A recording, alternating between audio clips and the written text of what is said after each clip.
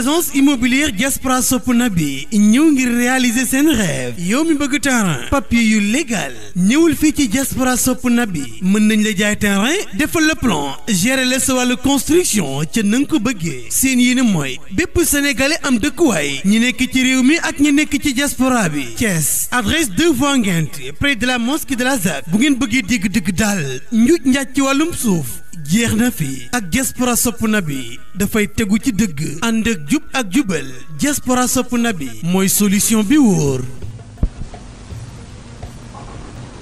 L'islam et la négritude.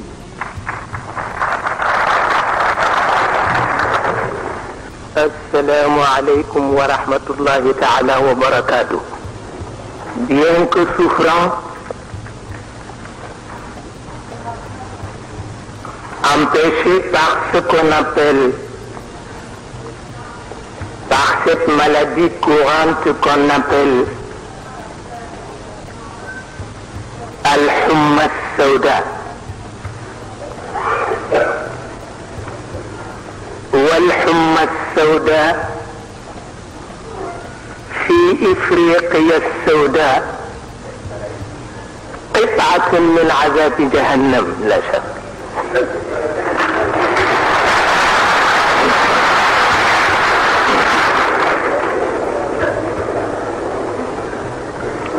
ولكن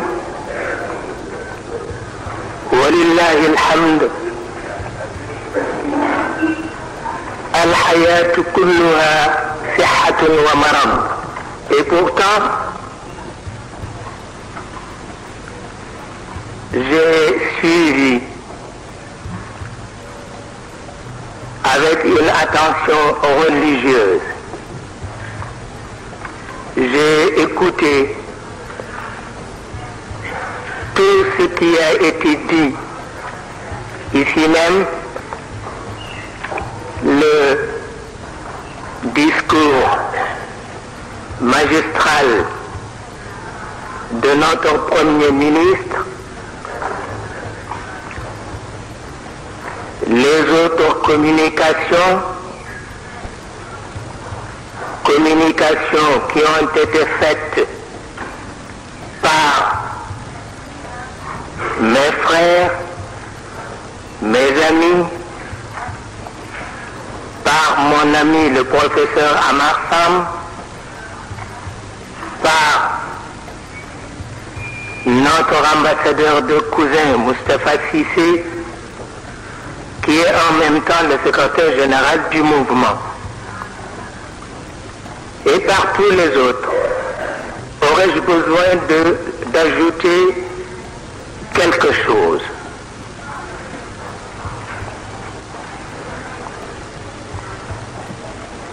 Je n'en vois pas la nécessité. Mais vous aviez l'amabilité de me désigner pour présenter l'islam et la négritude. Je crois que je vais m'efforcer de dire quelque chose dans ce genre. Si aujourd'hui, et comme toujours, le président de la République, son Premier ministre et le gouvernement sénégalais offrent aux responsables de la Fédération des associations culturelles musulmanes la possibilité, une large possibilité, de participer directement, c'est-à-dire d'une façon effective, à l'élan à la fois objectif et généreux d'une politique culturelle conçue par et pour les exigences de notre siècle, c'est simplement pour mériter le grand patrimoine national dont ils sont justement les dépositaires les plus hautement qualifiés. Il appartient donc à ces responsables de saisir cette belle occasion qui leur est donnée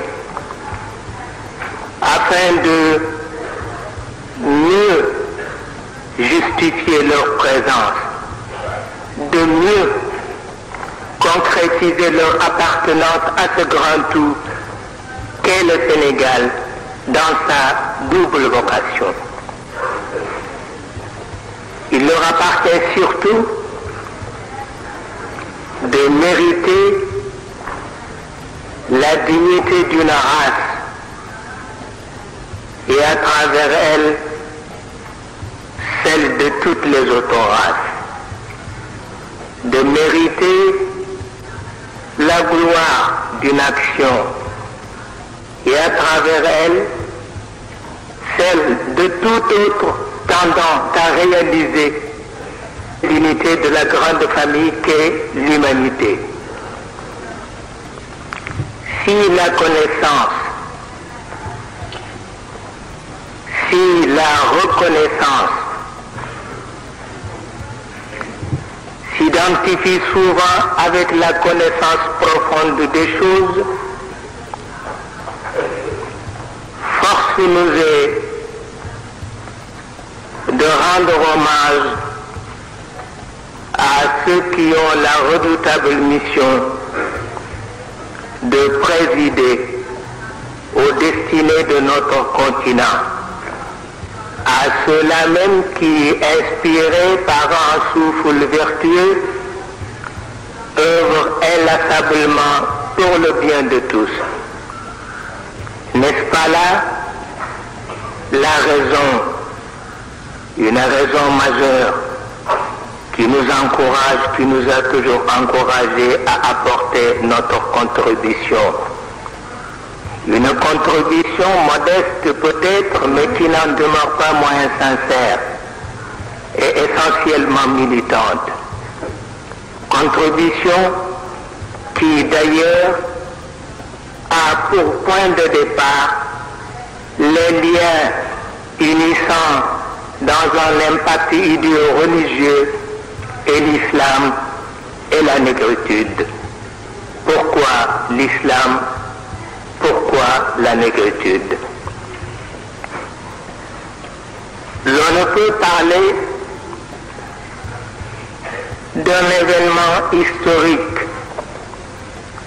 sans, au préalable, faire référence à ce qui constitue son avènement, c'est-à-dire une révolte juvénile, mais une révolte dont l'écho devient de plus en plus retentissant dans l'enceinte même où prennent forme et vigueur les éléments, tous les éléments vérifiés de l'histoire contemporaine. Il s'agit avant tout de rendre à César ce qui appartient à César et de dire ce que la négritude doit à ses apôtres. Cela signifie que de cette humeur maussade contenue dans un cri de révolte à la mise sur pied d'un système qui, comme tout autre système, va avoir et ses partisans et ses détracteurs, entre ceci et cela, il y a l'image des grands amants modernes, image qui, paradoxalement, nous est présentée par la voix de l'ancêtre. Il était une fois, c'est l'ancêtre qui parle, il était une fois un adolescent, parce que déçu, à la suite d'une cruelle désillusion, prenait la résolution de ne plus se comporter comme un simple instrument de servitude. Un adolescent dont l'amertume ne pouvait avoir d'égal que la franchise et parfois même l'acerbité d'un langage. Il s'appelait pour l'honneur et le bonheur de sa race Aimé Césaire. Il était une fois encore un garçon nommé Léon Damas qui, rendu soupçonneux par les artifices de sa nouvelle condition, se proposait de dresser l'inventaire d'un choix ou d'une existence, de toute une existence. Il était une fois enfin un étudiant noir s'installait dans la magie d'un verbe lui permettant d'opposer à toute intransigeance paternaliste un enthousiasme désarmant. Enthousiasme qui déjà semblait porter un nom plus que familier, celui de Léopold Sédar Senghor.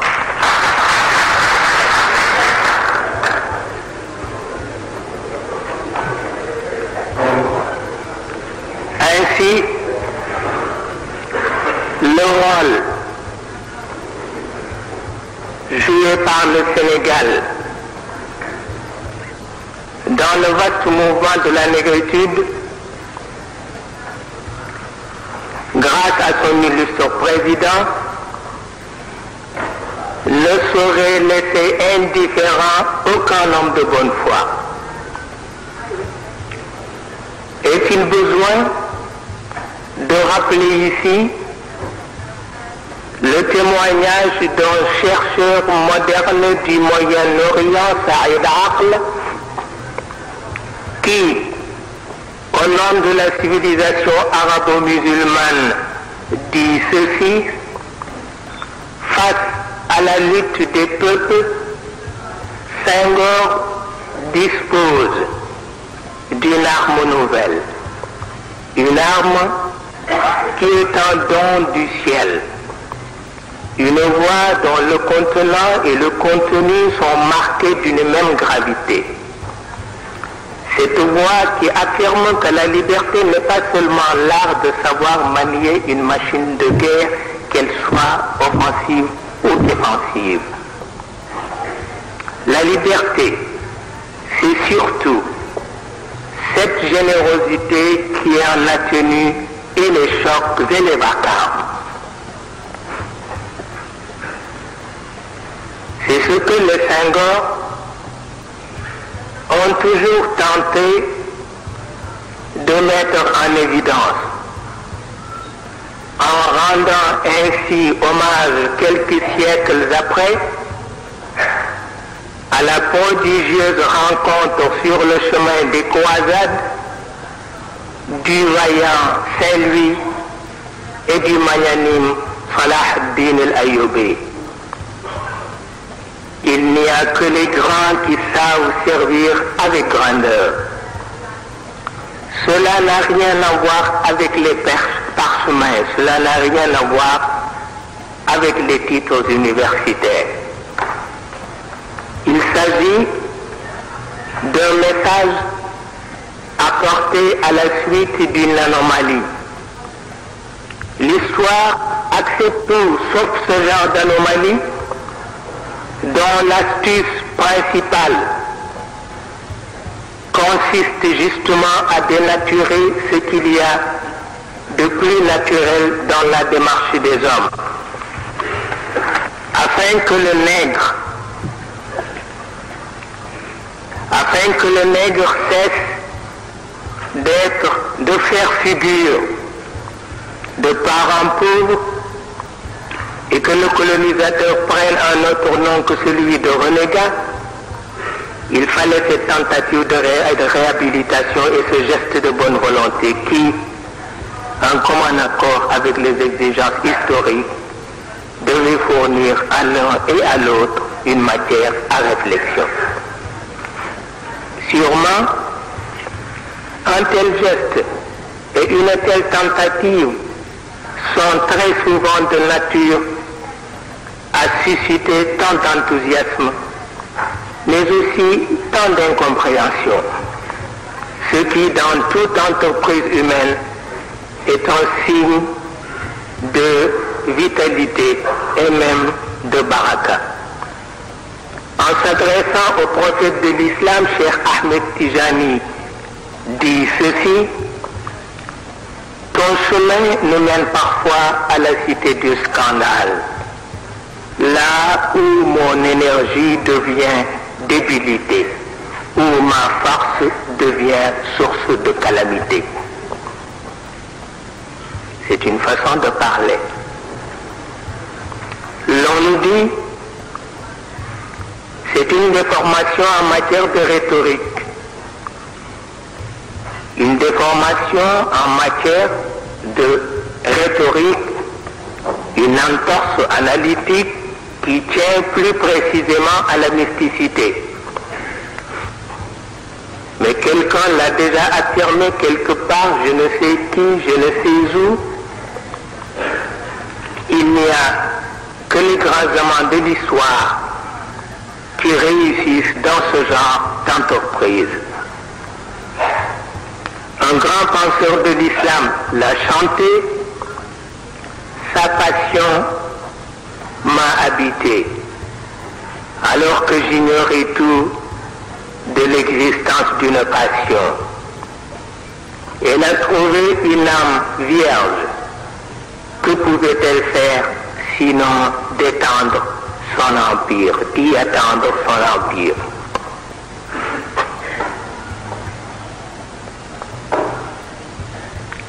أتاني هواها قبل أن أعرف الهوى وصادف قلبا خاليا فتمكن.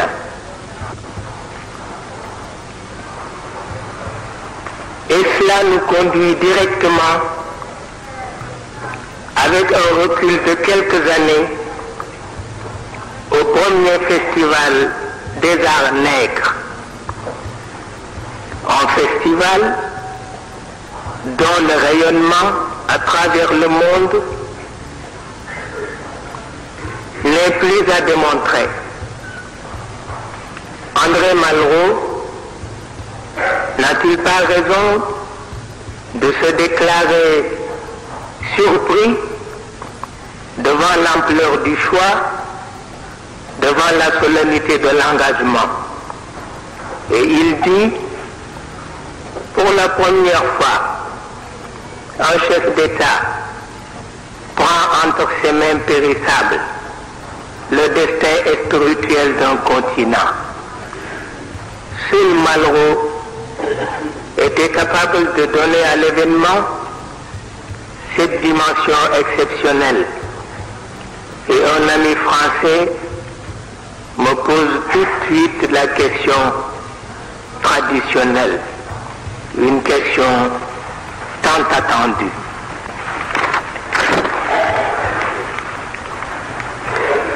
Quel est le mérite de Senghor et des Sénégalais en général dans tout cela? Un autre ami sénégalais répond à ma place. Le mérite de Senghor, c'est d'avoir tenté l'expérience. À quoi j'ajoute, le mérite de Senghor, c'est justement son audace. Mais, en dehors de cette expérience et de cette audace, il y a les autres aspects de la chose. Aspect politique, aspect culturel et aspect folklorique. Là où semble se créer une atmosphère de carnaval, là où un hôtel flottant des pays du prolétariat semble faire le bonheur des bourgeois capitalistes, là où les conformistes restent plus que jamais des conformistes, et là où l'UNESCO offre ces éléments synthétiques sur lesquels d'ailleurs et heureusement controverses et contradictions n'ont qu'une emprise accidentelle. Mais le festival de Dakar, c'est surtout un tandem et une présence. Le tandem André Malraux, Aimé Césaire sous l'égide de Senghor. Ah, l'Europe des Blancs, l'Afrique des Noirs, et je ne sais quoi encore. Mais ce dont tout le monde est conscient, c'est que nous sommes trop occidentalisés pour contester à l'Occident son droit à un certain privilège. Les Occidentaux, parce que colonisateurs, ne sont-ils pas eux aussi trop dépaysés pour nous reprocher cette prise de conscience à laquelle d'ailleurs ils nous ont merveilleusement, admirablement préparés. Le quartier latin, considéré comme le berceau adoptif de la négritude, est là pour nous en apporter une preuve supplémentaire. Là où les Sartres marchent côte à côte avec les nègres, afin que la devise républicaine ne soit clouée au pilori par les anti-républicains. Sans parler de la part active prise par les gouvernements occidentaux en vue de faciliter la réussite du festival. Senghor en a saisi la signification. Il en a déduit ceci, qu'il est plus que jamais opportun d'aider à la naissance d'une symbiose, celle des universalités, celle des vertus intercontinentales, avant que d'autres, peut-être bien intentionnés, mais qui semblent mal informés, en fassent un élément de discorde. Malraux l'a bien compris. Et son intervention a ceci de pertinent qu'elle est d'un chef de famille qui, pour ses aventures d'autrefois, crut bon de mettre ses enfants en garde contre les effets d'une angoisse. Car, dans une époque où l'espèce humaine n'a d'ennemi que dans l'angoisse, de telles aventures peuvent provoquer un cataclysme sans précédent. Malraux a accompli sa mission, non seulement pour le compte de la pensée littéraire européenne, mais aussi pour la sauvegarde des faits historiques que l'humanité d'aujourd'hui n'arrive pas encore à dénier. Faut-il remarquer que Césaire, de son côté, réagit toujours en adulte. Sa déclaration est plutôt un cri d'alarme.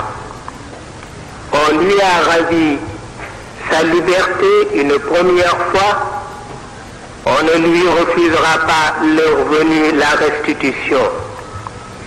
Et cela à un moment où il devait défendre, face à l'adversité, les valeurs, toutes les valeurs faisant l'orgueil et la fierté de son choix. Il sait la maladresse de ceux qui ne respirent que pour dénigrer. La négritude étant sa chose à lui, il supporterait mal qu'on en fasse un cercle vicieux où l'Afrique noire perdrait à jamais et son prestige et la saveur de son langage. Il était visiblement triste. Il semblait avoir peur du nombre, celle de sa propre création. La bombe de la négritude, qui est sienne, vient d'être relancée à Dakar. Des hommes extrêmement audacieux se sont emparés de l'engin et ont eu le fond de procéder à une expérience d'envergure. Que se passera-t-il après? Y aura-t-il des morts, des infirmes, des travestis? Pourtant, le poète antillais est émerveillé dans sa pâleur et dans sa fureur, son calme était effrayant. C'est là une des caractéristiques des âmes de son espèce, des âmes craignant les méfaits d'une mauvaise langue, mais qui, par nécessité de découvrir et de créer, deviennent, comme par étourdissement, victimes de ceux pour la protection de qui elles agissent. Senghor, qui connaît l'un et l'autre, qui, par son esprit de synthèse, par son extraordinaire lucidité, se familiarise avec les situations les plus difficiles, Senghor ne pouvait faire autrement que d'évaluer ce qu'il y a de substantiel dans sa pensée et de contingent dans son action pour déterminer le comportement de l'un à l'égard de l'autre. Et il lance avec vigueur, mais sans fanatisme. Senghor n'a jamais été un fanatique. Il lance alors son fameux serment: je jure de voler à l'Europe les instruments de sa supériorité, ses machines bien sûr, mais surtout l'esprit de ces machines. Je veux dire sa raison discursive. Vous le voyez, l'histoire pardonne à l'idéaliste ce qu'elle ne saurait pardonner au médiateur. Elle exige de celui-ci une judicieuse impartialité, tandis qu'elle admet de celui-là ses interminables sautes d'humeur et son chauvinisme narcissique. Mais ce qui fait la singularité de notre temps, c'est que les situations y sont vite dépassées et que les attitudes y sont perpétuellement remises en cause. Notre monde se trouve sur une pente, me dit un penseur français. C'est là l'élasticité, c'est-à-dire l'aspect conciliant de l'action senghorienne. De tous les apôtres de la négritude, Senghor reste le plus souple.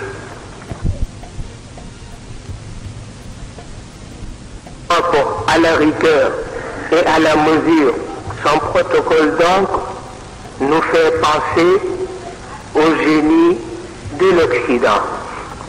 Mais son énorme disponibilité et son amour pour la paix le désigne comme le prestigieux porte-parole des pays noirs. Et s'il accorde une importance capitale à ce phénomène du désert, phénomène qui a toujours fourni à l'humanité des héros, des philosophes, des ascètes, des poètes et même des prophètes. Cela est dû uniquement à son souci constant de se faire le fidèle interprète de ses frères arabo-berbères. Senghor qui, avec ses amis, a créé le mot, sinon le concept de la négritude, ne pouvait pas ne pas concevoir avec bonheur ce dépassement qui caractérise notre siècle. Et cela pour permettre à notre pays, à notre continent, d'être au moins pour quelque chose dans la vulgarisation des principes dont se réclame la philosophie des complémentarités. D'où le sens, un sens supérieur que les uns et les autres appliquent au terme du dialogue. Avec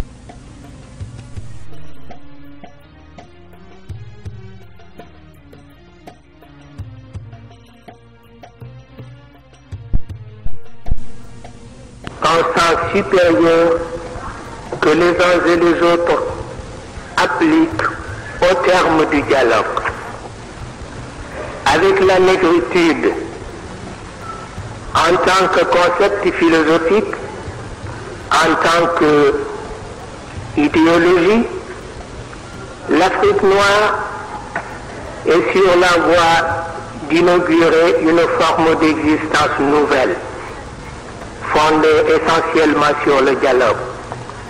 Sur un dialogue où la spéculation stérile et illusoire doit être nécessairement écartée. Il s'agit une fois de plus de laisser le cœur et la raison orienter la langue. Ce magnifique instrument destiné seulement à produire des vérités simples, mais combien convaincantes. Un bout de chair qui alimente la conscience. S'il est pur, c'est tout l'univers qui en devient le symbole. Mais il y a à côté de cette originalité les liens séculaires qui nous attachent aux autres et qui malheureusement exigent que nous soyons à la hauteur de toutes les intrigues qui compliquent tant la vie. Effectivement, nous éprouvons un grand besoin des engins dévastateurs, des stratagèmes, des porteurs d'idées toutes faites, en vue de nous maintenir dans l'illusion d'une force dont la barbare signification n'échappe à personne. Néanmoins, le dialogue reste pour le négro-africain, dont on devine les dispositions orales, une source de salut, ce qui est plus qu'une seconde nature. Pourtant, force nous est de reconnaître ceci, que nos partenaires sont trop rigides dans leur raisonnement, trop réalistes dans nos entreprises, pour se laisser séduire par un humanisme qui ne soit reflet des ordinateurs et des comptes à rebours. Deux mondes conceptuellement différents, n'est-ce pas, mais qui actuellement s'affrontent à un niveau où seules des concessions sérieuses seraient en mesure de conduire l'un et l'autre à d'heureux résultats. Ni l'authenticité dans sa forme primitive, ni le progressisme déshumanisant ne sauraient y apporter une solution convenable. Ne serait-il pas dangereux pour l'humanité de cautionner le triomphe de la bêtise? Pourquoi s'attarder à de telles précautions? En tant que négro-africain, nous pouvons porter notre foi à l'héritage de nos aïeux, dit en conservateur. Et en tant que colonisés, un vaste champ de possibilités matérielles nous est proposé, qui poursuit faire l'un et l'autre ne doit comporter aucun danger. Mais c'est là justement le danger dont il faut éviter le débordement. Nous sommes avant tout des hommes, et des hommes tout court, c'est-à-dire des êtres vivants, dotés d'intelligence et de savoir-faire. Notre foi a ceci de déterminant qu'il est à la base ou de notre ascension ou de notre chute. Et quoi de plus préoccupant que d'avoir à diriger les masses? Ne vaudrait-il pas mieux laisser la terre elle-même dénombrer les martyrs que de tels choix sont éparpillés ça et là pour le compte de l'éternité?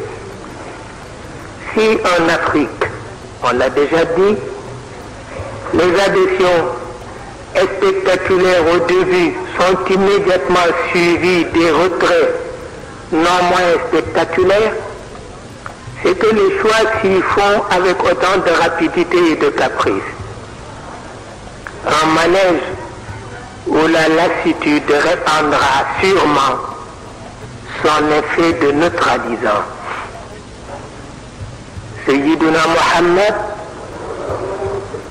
ne trouve la dignité d'un croyant que dans le respect de la parole donnée. Que le plus humble des croyants agisse au nom de la communauté afin que le principe de l'engagement et de la représentation ne soit déformé par la junte des privilèges. Il s'agit d'entourer le dialogue de toutes les garanties imaginables, en vue de permettre aux jeunes pays du continent de procéder à un démarrage normal, sans un surplus de désordre. Il s'agit de distinguer le dialogue porteur de fruits rémunérateurs et dont le propre est d'assurer la fraternité entre les hommes, du dialogue creux où la suffisance n'a d'égal que la grossièreté. Un sage l'a dit, un homme d'action, même ta colère m'inspire confiance. Cela signifie que même dans la colère, on sent les jeux d'équilibre qui font qu'un homme reste au fond de lui-même juste et grand. Une joie que seuls les tenants de la vraie culture ont l'avantage de pouvoir apprécier. Aux jeunes de toutes les tendances, vous recevez l'exemple. La maladresse n'ayant jamais de place dans l'accomplissement des œuvres d'une telle conception. Je n'ai jamais aimé la maladresse, nous dit le prophète de l'islam. Bien sûr, la maladresse change parfois de couleur et de condition. Avec l'inculte, elle devient une véritable épidémie à la suite de laquelle la pureté du cœur reste entachée à jamais. Avec les faux intellectuels, c'est l'éternel grondement et des théories sans fondement et des jugements sans valeur. Avec le sous-développé, c'est le règne de la susceptibilité, une rivalité à la mesure d'une conséquence désastreuse. Avec le paternaliste, c'est le classique divisé pour mieux anéantir. C'est n'entendre opérer que pour le compte d'une animalité décelée dans le comportement de certains civilisateurs. Ce que j'appelle la maladresse ici, C'est là une crise dont les répercussions sont beaucoup plus dangereuses que celles de l'apartheid et des guerres coloniales. Parce qu'il s'agit d'une crise intime qui aura pour victime des enfants d'une même patrie. Et c'est précisément pour cette raison que les psychanalystes musulmans imputent le geste de Caïn à un sentiment de jalousie amplifié par la maladresse. Si l'on en considère les facteurs évolutifs, l'action de la jeunesse ne saurait s'armer d'une patience analogue à celle des pionniers, la marche du temps ayant été pour ceux-ci ce qu'elle ne pouvait plus être pour cela. Mais à tout seigneur, tout honneur, les pionniers n'ont jamais joui que d'un seul avantage, celui de rester sages durant leur séjour dans les établissements scolaires, alors que les jeunes d'aujourd'hui pulvérisent dans certains pays tous les records d'achat et d'amusement, ce qui justement leur confère le devoir de se montrer raisonnable, et cela dans le sens réaliste du terme.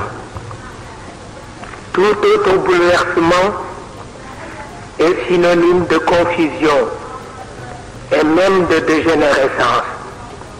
Cependant, les jeunes sont là pour vivre la plus belle et la plus magnifique expérience que la nature puisse réserver à un élément de la société.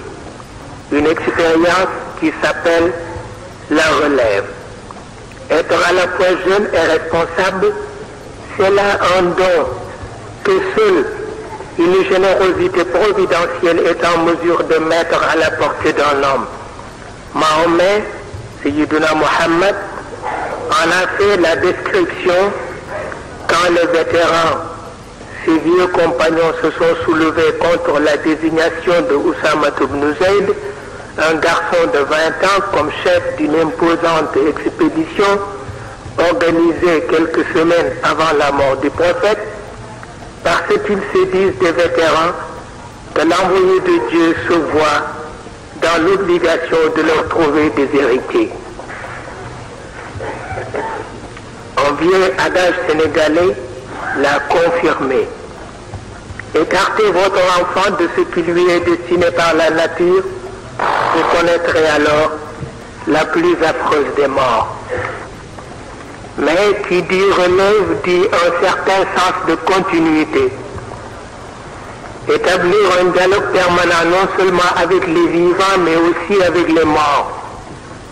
Tuer les morts, c'est perdre les dernières chances de sa survie.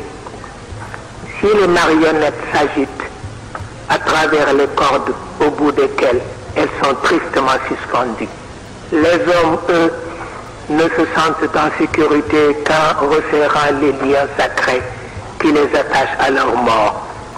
Avec les uns, cela tient à une volonté purement et simplement humaine.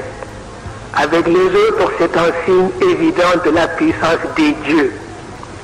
Sans point de référence, les géants de la terre deviendraient de piètres larves écrasées sous la montagne des incertitudes. Loin d'être un culte, cette reconnaissance se situe au-delà de tout éclat d'une cérémonie mortuaire. Nos morts sont trop majestueux dans leur demeure, trop fiers dans leurs conditions d'outre-tombe pour s'accommoder de nos maladresses et de nos improvisations. Ils préfèrent une pensée à la fois pieuse et active, et qui est autre chose que des incantations. Votre Seigneur n'est ni loin ni sourd, il est là à la hauteur de votre sollicitude, nous dit le prophète Sayyiduna Muhammad. Un de mes amis contestataires m'a parlé l'autre jour de l'aspect agressif du dialogue. Dès que l'on tient compte de la distance qui sépare les interlocuteurs les uns des autres, une vérité imposée par la force des baïonnettes selon ses propres termes. Que l'on se rassure, malgré la présence des instruments de répression dans notre monde, la foi des uns et des autres dans l'esprit du dialogue l'a toujours emporté sur les craintes qui, d'ailleurs, sont à l'origine de toute lutte fratricide. Nous vivons à une époque où l'agressivité se manifeste partout, me dit encore mon contestataire un peu énervé. Une raison de plus pour avoir recours au dialogue. On nous dit que le silence est d'or. Le général de Gaulle écrit qu'il renforce l'autorité, le silence. D'accord, mais à la seule condition que cela prépare l'individu aux exigences du dialogue. Sayyidina Mohammed affirme que le silence est un pouvoir sûr, mais il faut en connaître le mécanisme. À quoi les sages de l'Afrique ajoutent, si le silence a pour conjoint la méfiance, ce sera le prélude d'une naissance atroce, la naissance de cette maudite fille qui a nom haine. Mais il y a aussi l'aspect consultatif du dialogue. Chez les négro-africains, la réussite d'un responsable dépend non seulement de la bonne foi, mais aussi du sens de discernement de son entourage. Les conseils d'un simple chef de carré sont-ils en mesure de cerner et de concerner tous les problèmes que pose la marche et l'organisation de tout un pays? Tout conseil qui ne porte pas en son sein les deux principales vertus de la participation, la maturité et la fidélité, n'est qu'une suggestion sans intérêt, nous dit Serigne Ababacar Sy de Tivaouane. Ceux qui ne cessent de prodiguer des conseils doivent nécessairement appuyer leur patriotisme et leur disponibilité par des actes concrets. Quoi de plus facile que d'être stratège dans le beau salon du roi? Mais les vrais stratèges se trouvent certainement ailleurs, là où brille la lance des épreuves. Le Coran exige qu'une information soit mise à nu afin d'éviter l'erreur fatale qui consiste à porter atteinte à la dignité des citoyens, à la dignité des innocents. S'il y a les informateurs, il y a aussi les menteurs. Savoir choisir entre les deux, c'est savoir administrer. Il n'y a que les complaisants qui se laissent sacrifier sur l'autel des fantaisies. Cette volonté qui fait qu'un guide juste et intelligent puisse prendre des décisions à un niveau restreint. Après quoi, dit le Coran, il s'en remet entre les mains de Dieu. Voyez-vous, je ne retiens que l'esprit des versets. C'est tout ce qui m'intéresse. Foi en Dieu, foi dans le dialogue et dans une action mûrie et organisée selon les grands principes de l'analyse, voilà un fondement sans lequel la politique de la vie et la vie de la politique ne sont que des vains mots. En ce qui concerne toujours certains autres aspects du dialogue, je vous laisse quelques instants avec les chauffeurs de taxi, avec les concierges, avec les simples passants qui, dans leur situation respective, éprouvent l'énorme nécessité, une nécessité presque fiévreuse, de vider leur poitrine, d'avoir quelqu'un d'important à leur porter pour lui confier leurs pressentiments, leurs ressentiments, et finalement, ce que l'on peut considérer comme une prise de conscience chez eux, vous vous apercevrez alors que malgré une condition sociale précaire, le négro-africain reste toujours fier de son existence, de ce qu'il représente dans son quartier, dans son village et avec ses compagnons.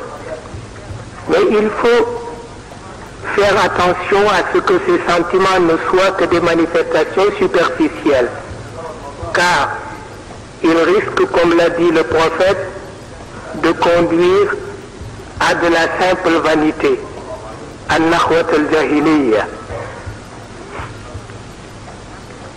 Dieu n'apprécie que ceux-là même qui assurément marchent sur la voie de l'avancement, ce qui n'a rien de compromettant face au principe d'une quelconque tradition orale. Pourquoi les gens ont-ils toujours tendance à confondre les choses? Un professeur du centre hospitalier de Fann m'a demandé un jour pourquoi ces gens-là sont si bavards. Parce qu'ils ne jouissent pas encore de ce privilège qui fait qu'un homme arrive à transformer ses idées en plusieurs signes qu'on couche sur un papier. Il n'arrive pas encore à écrire, et quand on n'écrit pas, dans le cadre d'une société moderne, on ne réfléchit pas bien, et quand on ne réfléchit pas bien, la parole qui autrefois était sacrée devient banale. Mon père disait des gens du Cayor qu'ils n'ont pas encore l'intelligence de leur beau langage et qu'ils ne sont philosophes que pour les autres. Et les tout couleurs, il me dit, les tout couleurs ne sont dangereux que quand ils sont marabouts. Ce caractère difficile, doublé de mysticisme, des méfaits de mysticisme, c'est un mélange dangereux. Les tout couleurs ne sont dangereux que quand ils sont marabouts. Cela veut dire que tous les tout couleurs sont dangereux, parce que tous les tout couleurs sont marabouts.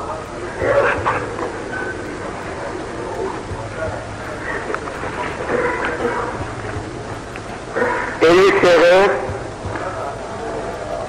ils méditent un peu pour répondre finalement.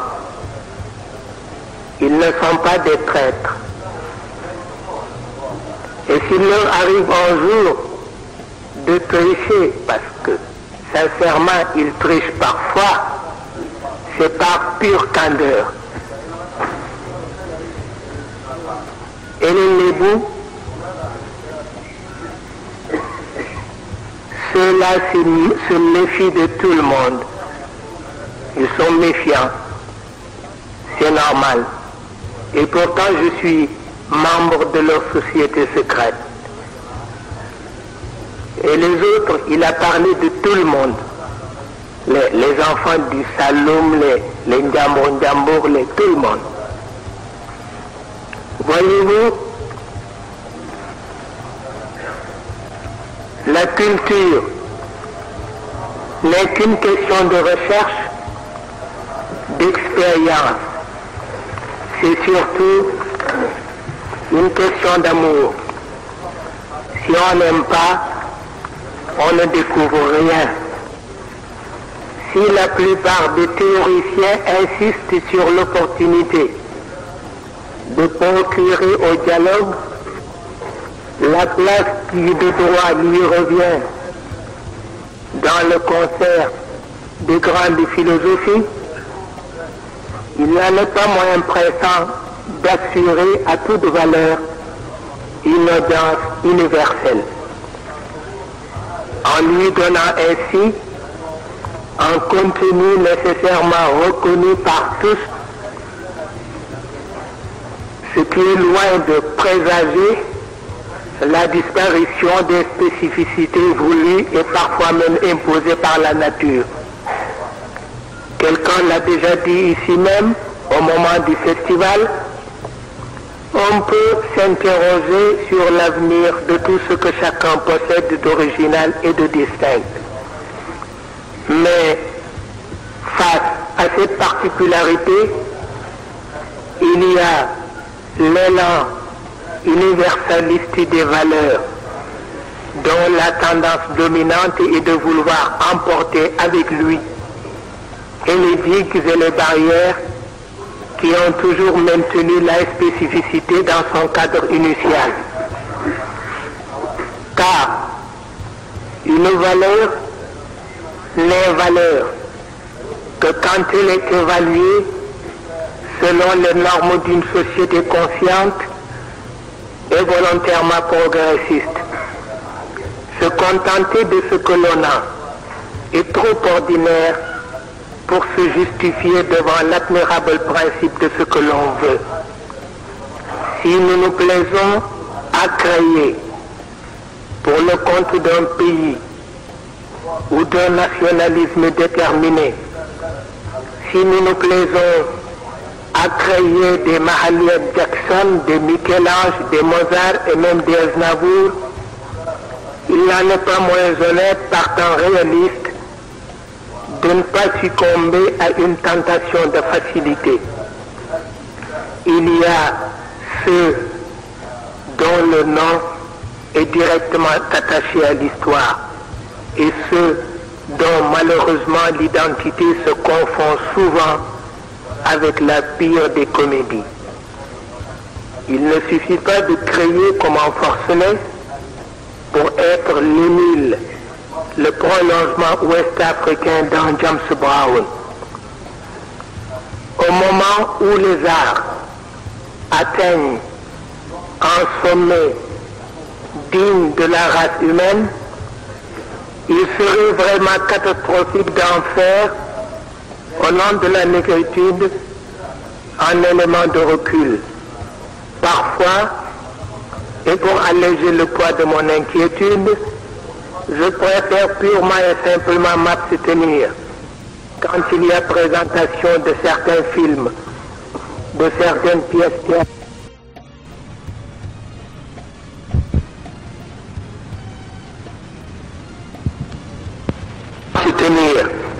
Quand il y a présentation de certains films, de certaines pièces théâtrales, quand il y a exposition ou autre manifestation considérée comme partie intégrante de la négritude.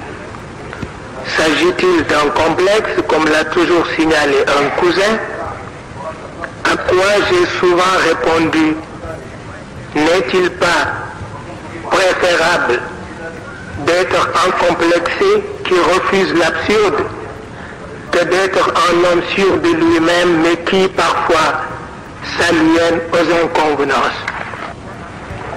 Cela tient à ce qu'on appelle le sommeil de lézard. Celui-ci, une fois les yeux fermés, croit que le monde entier se trouve dans l'impossibilité d'y voir clair. C'est plus que de l'égoïsme, c'est de la pure duplicité.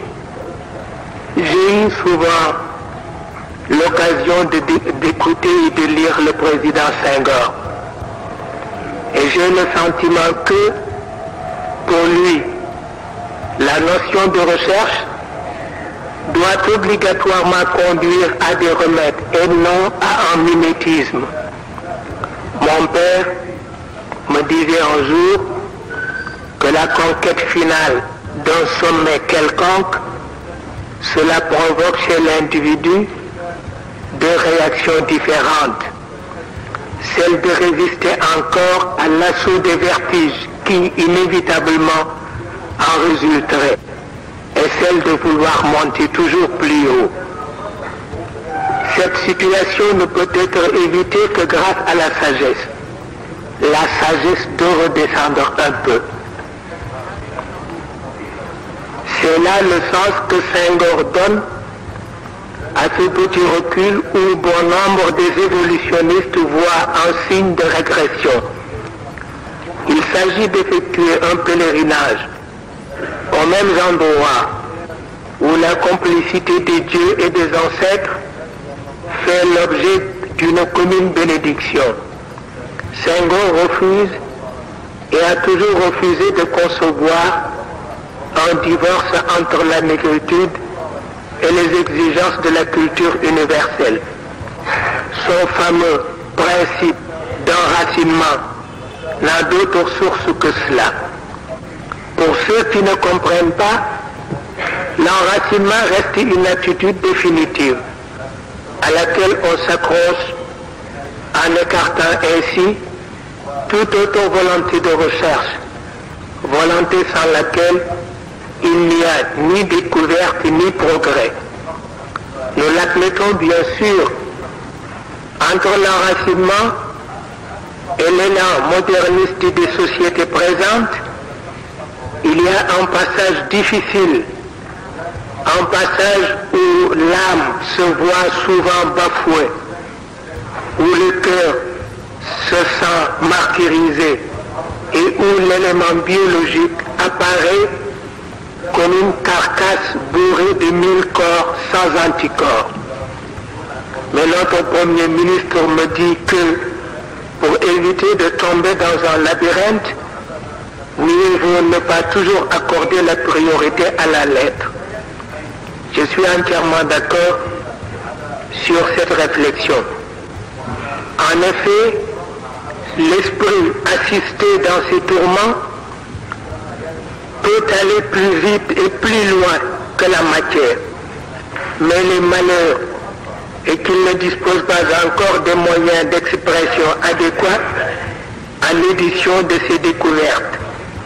C'est peut-être là une grâce qui le met à l'abri de curiosités malsaines, car il y a des découvertes qui résisteraient mal à la cruauté et aux manières fantaisistes de ceux qui se disent chercheurs, alors qu'à vrai dire, ils ne sont que des comploteurs. Jean-Jacques Rousseau est de cet avis.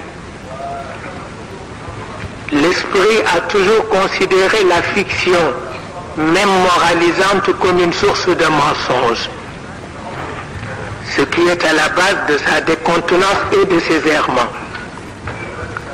Cela signifie-t-il que l'homme est appelé à vivre loin de toute fiction?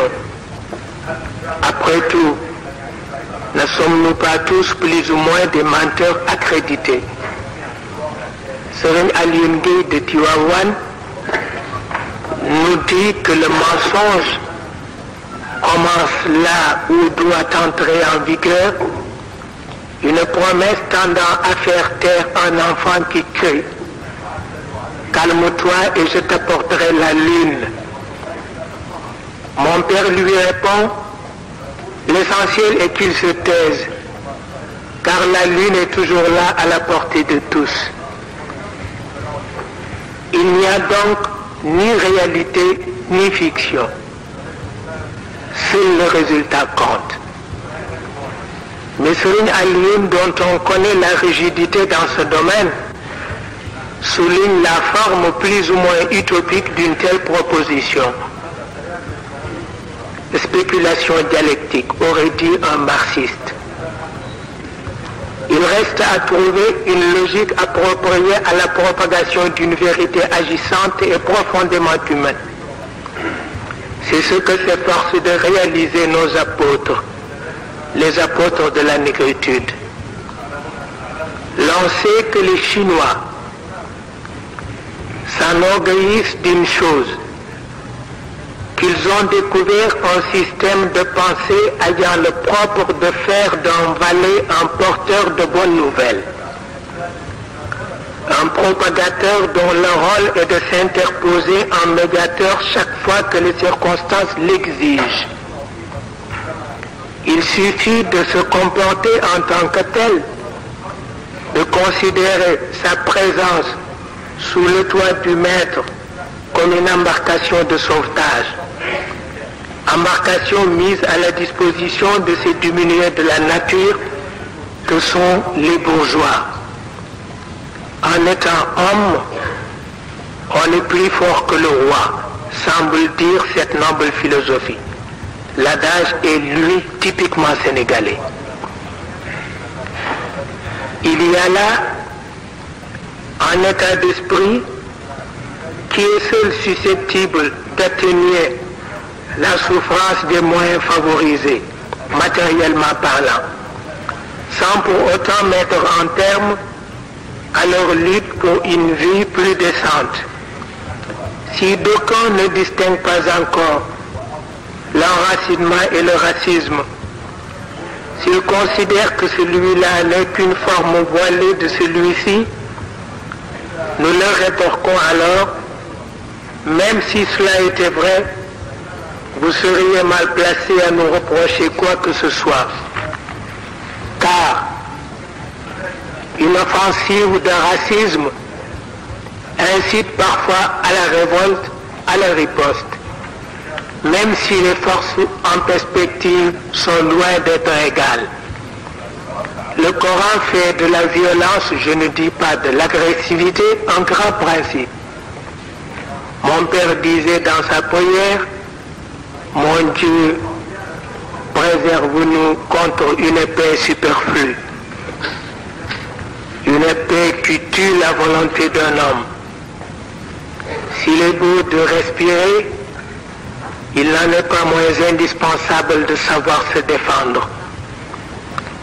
C'est à partir de ce point précis que le livre saint applique son principe, avec la régularité et la probité que l'on sait.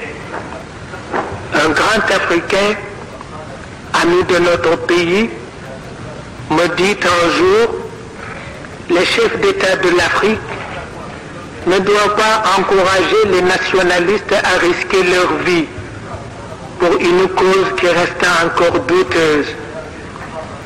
Il le dit peut-être par pitié pour les majorités devenues paradoxalement minoritaires, ou par admiration pour les minorités qui, avec effronterie, s'imposent comme détenteurs de la majorité.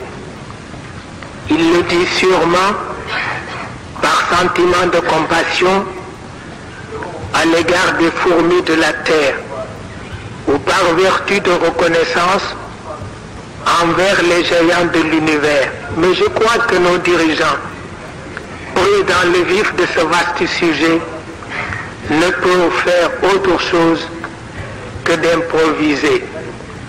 Avec l'Organisation de l'Unité africaine et les autres mouvements inter-États, ils arriveront, nous en sommes sûrs, à poser objectivement les problèmes qui secouent notre continent.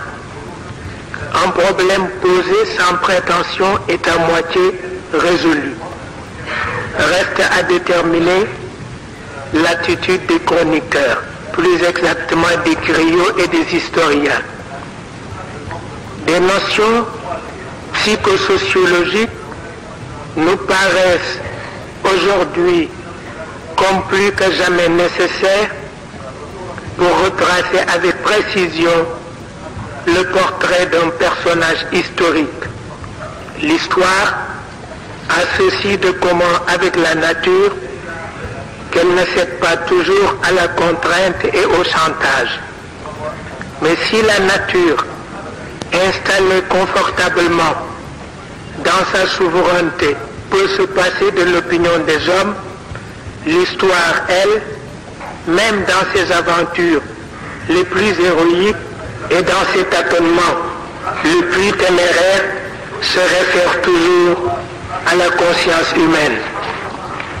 Ce qu'elle demande à ses chroniqueurs, c'est de ne pas obliger la progéniture à s'incliner devant le masque d'un fou. Haj Malik Sy l'a dit, vous parlez des gens dont les abats se consument encore sur le brasier de l'enfer. Et cela, sans oublier de tenir compte de ceci, que l'esprit humain ne dépasse pas encore les limites par rapport à sa dimension. Physiquement et même intellectuellement, l'homme, en tant que citoyen universel et par la force des choses, voué à l'usure et même à l'anéantissement.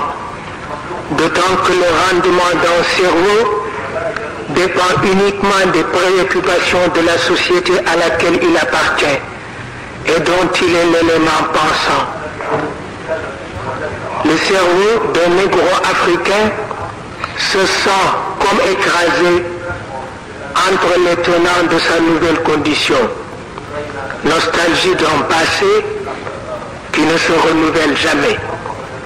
Aversion déclarée contre les puissances dominatrices qui, avec un cynisme monstrueux, disposent de son présent. Terrible obsession face à cette éventualité qu'est la reconquête de sa dignité perdue. Et ensuite, un chef religieux du Sénégal, un grand musulman,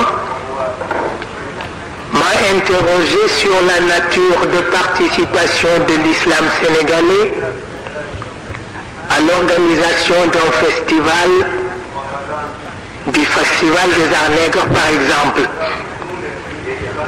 Alors je lui ai répondu, les musulmans sénégalais ne sont pas seulement des musulmans, ils sont aussi les citoyens d'une république, les militants d'un parti, ils sont aussi des nègres. Et ce que l'islam exige d'eux, c'est d'être à la fois de très bons nègres, de très bons citoyens et d'excellents militants. On le sait, la religion continue de susciter des passions. Cette forme d'aliénation, disent les contestataires, une force de soumission, rétorquent les Écritures. C'est la même chose. Pour en révolter, c'est une forme d'aliénation. Pour un sage, c'est une force de soumission. Et l'homme est là entre Dieu et les systèmes sociaux. Et pourtant, sa tâche primordiale reste d'être agréable à Dieu, ce qui n'a rien à voir avec les systèmes sociaux, consacrés ou non, et dont la finalité est d'humaniser, de dynamiser l'existence d'une espèce qui se veut noble et réaliste. Une conception moyenne primitive parce que plus proche des lois de la logique discursive. Il s'agit, en parlant de système, d'un domaine tangiblement explorable où l'homme se sent chez lui avec son orgueil, avec ses caprices. Mais la religion, en tant que domaine réservé, rend l'homme à la fois confiant et hésitant, avec un vocabulaire qui tient l'âme en perpétuelle tension. Il n'y a que les cancres qui y réussissent, c'est-à-dire les bêtes de la divinité. Effectivement, dans toute mission divine, il y a des hommes plus que doués, essentiellement préparés pour la poursuite de l'introuvable. Il s'appelle Abraham ou Moïse, cela nous est éperdument égal. Les réalités sont là. Il ne suffit pas d'être grand prédicateur pour en appliquer les principes. Il faut être comme Dieu, sage et créateur, à tous les niveaux, pour en savoir davantage. Sayyidina Muhammad l'a dit, mon Dieu fait que je sois gardien d'un savoir agissant et ininterrompu. Il s'agit là, comme l'a souligné Cheikh Ahmed Tijani, de conquérir la gloire par la haute culture, ce à quoi la mort ne saurait mettre en terme. Cheikh Ahmed l'a dit encore, en méditant sur cette invocation du prophète, j'ai horreur des imitateurs. Et il poursuit en citant un de ses prédécesseurs. Si la poitrine se rétrécit, la langue s'amplifie. Là où l'éloquence n'est qu'un simple ornement, où l'efficacité fait figure de nature morte. Ce que l'islam a réalisé comme progrès, ce qu'il a obtenu comme élément d'ascension dans ce domaine est unique au monde, parce que bénéficiant des apports des autres religions révélées. Et ceci, tant sur le plan d'une foi pure et parfois intellectualisée, que sur un autre plan, celui de l'amour converti en une sorte de nécessité sociale. Sayyidina Muhammad ne pouvait procéder autrement.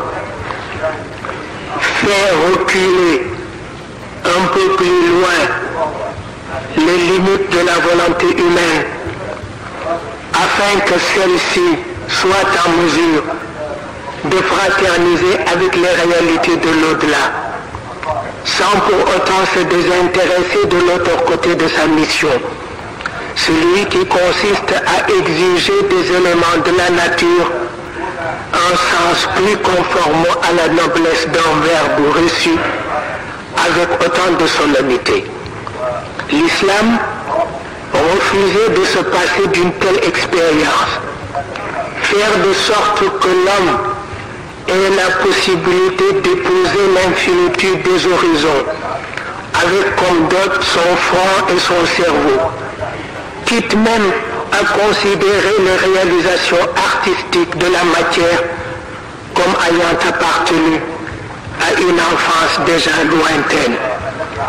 Sayyidina Muhammad n'a jamais été contre les œuvres d'art, mais il s'était assigné un objectif moins encombrant, moins désinvolte peut-être, mais combien plus élevé. Objectif dont lui seul était capable de déterminer les contours. Aux autres de s'occuper des autres choses, si cela leur fait plaisir et si cela leur paraît salutaire. Bagdad et Andalousie auront suffisamment de loisirs pour en abriter les différentes formes. Il y avait dans ce cas l'homme, et il y avait en face de lui les hommes, et une certaine manière d'agir imposait une différence entre cet homme extraordinaire et les hommes ordinaires qui, par je ne sais quelle épreuve de Dieu, devaient subir l'assaut de ses conclusions. Au lieu de désapprouver les marchands d'art, les artistes, l'islam préfère leur inculquer une notion nouvelle, tendant à découvrir, puis à guérir cette maladie de la spiritualité qu'est l'amour que certains prétendent éprouver pour l'art.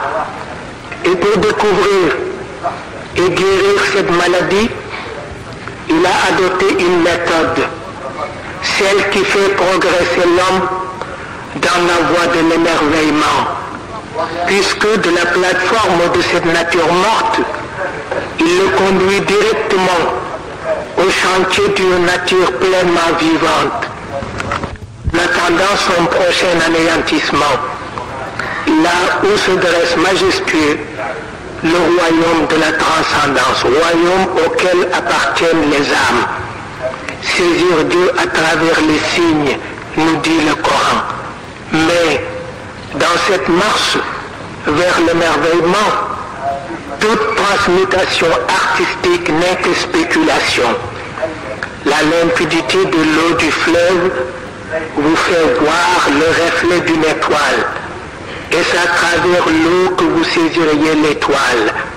J'entends le Coran vanter les qualités techniques et artisanales des œuvres de David, d'énormes réservoirs, des piscines, des bassins et ces autres objets de l'utilité publique. Et encore le jardinier, parce qu'il voit pousser du sol tout ce dont l'organisme humain a besoin, et aussi le berger, d'où les assises d'une organisation physico-biologique de la cité, l'étape décisive d'une marche ininterrompue vers la reconnaissance, suprême réalisme de l'au-delà. Bien sûr, à côté de ce réalisme, il y a la paresse et la folie des hommes. Il y a ces autres porteurs de pinceaux, il y a les troubadours, il y a aussi les moralistes. Il y a surtout les robots en face d'une société molle et sans fondement. Une société dont le drame est d'avoir ignoré la philosophie de l'effort et l'exégèse de l'ardeur du soleil. C'est dans l'effort et sous l'ardeur du soleil qu'un homme digne de ce nom chante la gloire de Dieu. La religion a-t-elle un autre sens que celui de suivre Dieu dans sa conception d'agir? Et c'est là la primauté de son enseignement. Il ne demande jamais ton avis. Il sait ce qu'il fait. Ta naissance comme ta mort est toujours et selon un procédé qui lui est propre, l'effet d'une surprise. Celui qui ne demande l'avis de personne doit être considéré comme prioritaire en matière de juridiction. Veux-tu manger, boire, te soigner, t'instruire, faire ton devoir vis-à-vis de Dieu et de ton prochain, en un mot, communier avec le surnaturel en passant par le naturel. C'est là toute la sagesse de cet enseignement hors série. Après quoi, tout superflu doit être mis à l'écart. Et le verbe de psalmodier, contre cette objectivité, il y a le mille malices du démon. Hors de Dieu, il n'y a rien. Quoi? Une fortune qui refuse sa parcelle de la tombe, qui se laisse enfouir dans le coffre d'un héritier, en face de l'appel de Dieu, il n'y a plus de choix. Précisons que l'Occident a un rôle important à jouer dans la réorganisation de la dignité humaine. Que la Convention occidentale cesse donc de faire croire aux artistes qu'ils sont les dieux de la terre. Cette convention qui a aboli l'esclavage doit ramener les objets d'art à leur juste proportion, en sorte que l'homme ne perde pas son équilibre. Et nous, qui sommes des musulmans négro-africains, bien que nous soyons des musulmans négro-africains, honneur nous est d'insister sur un point précis. Dieu ne situe l'homme que dans le contexte de son universalité.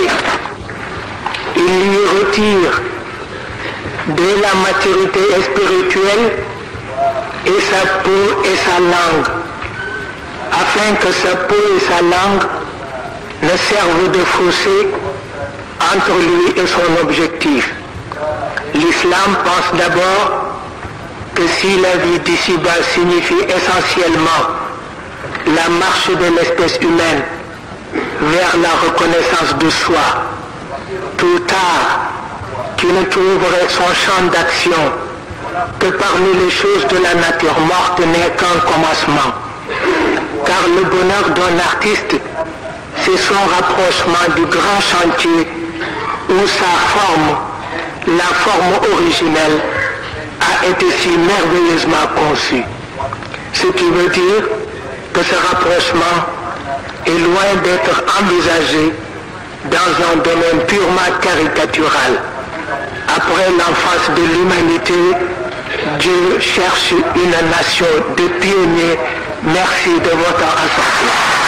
jamono ji ñu tollu nii nag am wiir jafe na lool ku nekk ak la muy jàmbat pharmacie Al Maktoum indi leen ay solution yu gaaw yomb te disponible yow mi am ndoxum siti yaram buy xasan yaram buy tàng sa kawar di ruus say tànk di xar gaawal gaaw jokkoo ak pharmacie Al Maktoum ay produits disponible partout au Sénégal yow mi amee hémorroïde moo xam interne wala externe fexeel rek ba jot ci garabu pharmacie Al Maktoum même bu fekkee ne sa biir dafay jooy lu bari di yuuxu lu fort ba sax yow da ngay jaaxle gaawal rek jokkoo ak pharmacie Al Maktoum yow mi tëlee amee faiblesse sexuelle doxal nank dem ba ci pharmacie Al Maktoum solution bi fii la fekk baax pharmacie Al Maktoum ay produits disponible na partout au Sénégal ak sax ca bitim réew bu dee yéen ñi nekk Sénégal jokkoo leen ak Mame Cheikh Tidiane Diop numéro bi di 77 604 07 71 bu dee yéen ñi nekk ci douane Italie jokkoo leen ak El Bachir Faye numéro bi di +39 338 916 03 90 bu dee yéen ñi nekk ci douane Espagne Barcelone ak li ko wër jokkoo leen ak Cheikh Sadibou numéro bi di +34 602 11 12 28 yéen ñi nekk ci douane Angleterre woote leen ci +44 77 22 08 89 57 yéen ñi nekk ci douane Maroc jokkoo leen ak Cheikh Tidiane Sarr numéro bi di +212 681 289 672 li gën a neex nag ci pharmacie Al Maktoum mooy indi nañ leen ay savon yu bees tàq ngir xeex lépp lu jëm ci wàllum ndoxum siti di defar sa teen ba muy nes yi kon nag gaaw leen contacter pharmacie Al Maktoum ndaxte kat wér gu yaram baax na ci doomi aadama jaaraama pharmacie Al Maktoum